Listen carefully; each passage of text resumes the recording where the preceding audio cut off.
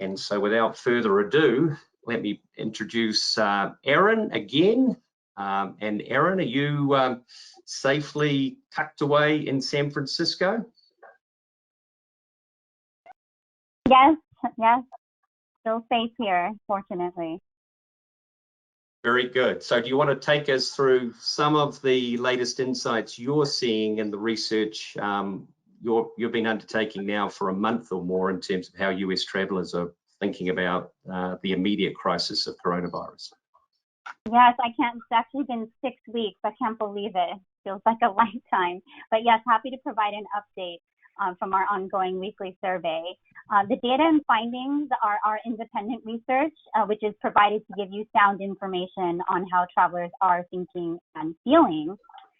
And I have to jam through this, I promise, Chris, but yes, you will indeed receive the deck.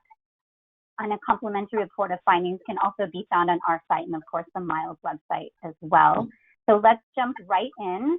The data I'll be sharing with you comes from our survey of 1,200 plus American travelers that we've conducted since March 15th. Today, I'll be sharing data collected April 17th through 19th. To provide greater context for the findings this week, when the survey was fielded, headlines and conversation began to be dominated by timing on reopening businesses and public spaces and the lifting of shelter-in-place orders. You're going to see a number of positive movements in the metrics that I'm about to share.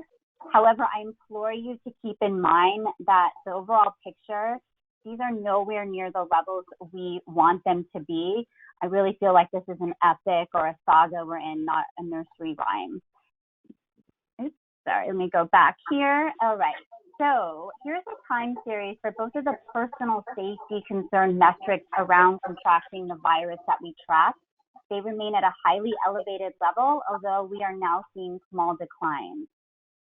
And here is a time series for the two economic concern metrics that we track. Concern about the virus's impact on travelers' personal financial situations remain elevated, but is the lowest it has been since March 15th.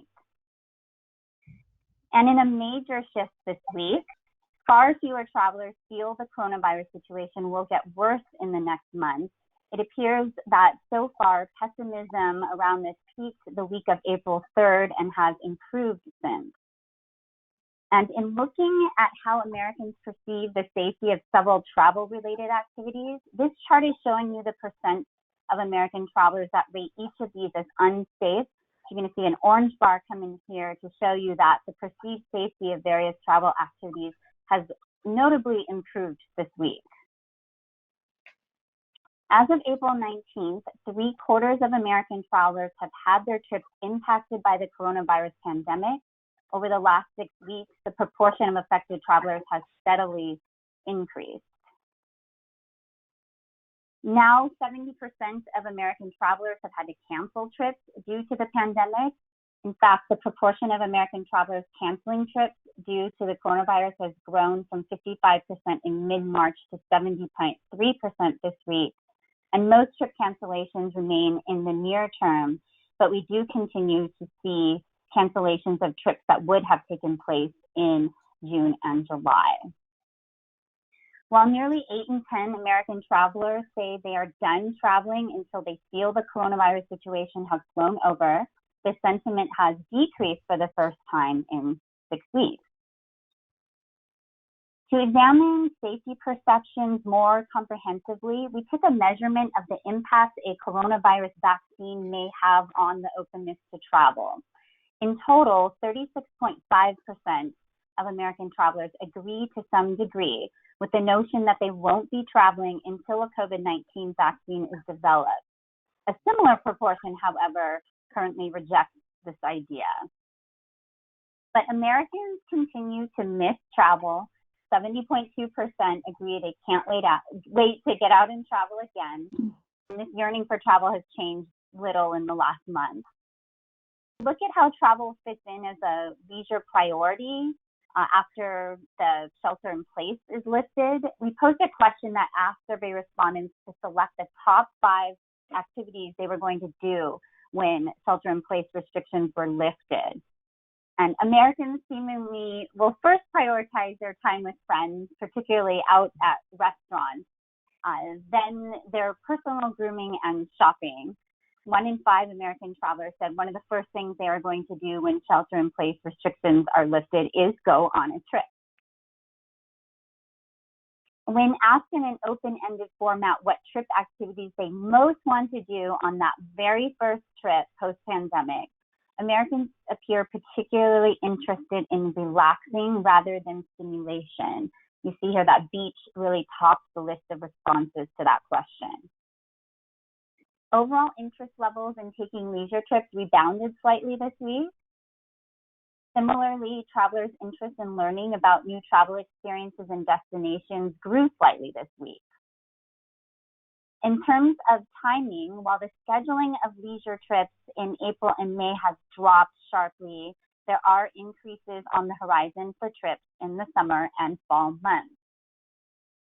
In looking at how travel may change in the period after Americans feel it's safe to do again, 36.2% of American travelers say they expect to change the types of travel destinations they choose to visit after the coronavirus situation blows over. And that's down from almost 40% said the same last week. When asked which specific travel behaviors they will likely avoid after the crisis is over, well over half said they are going to avoid crowded destinations. And while half of American travelers agree that staycations may end up replacing vacations this summer, the sentiment has decreased for the first time in 6 weeks.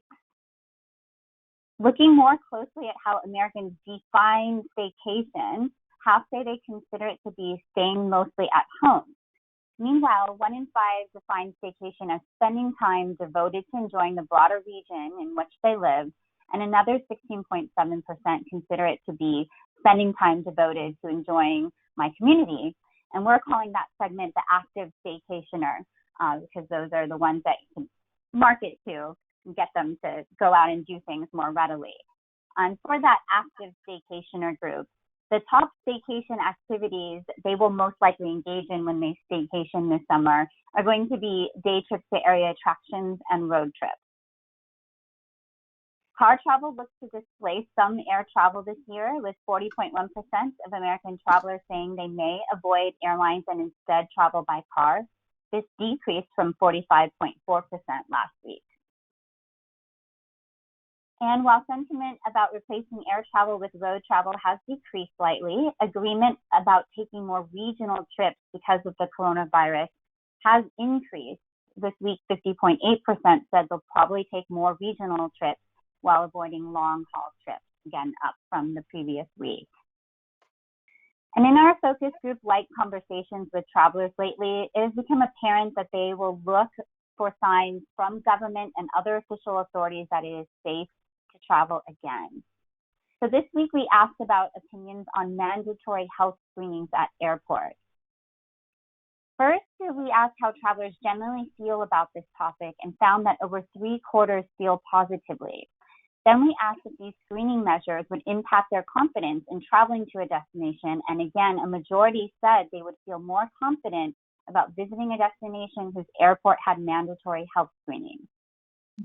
Over 3/4 of American travelers would approve of mandatory health screenings for flights between destinations within the continental United States, and a slightly larger proportion would approve of these measures being instituted prior to boarding an airplane.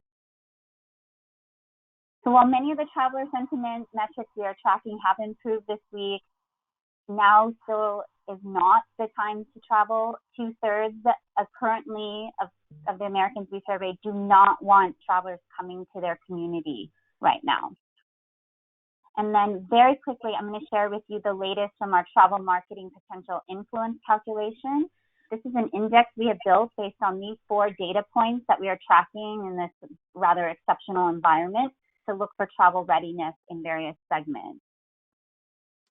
So travel readiness would, across the American traveling population would look like this in a pre-COVID-19 time, with most American travelers being over on the right side of this curve and that ready to travel, ready to market to.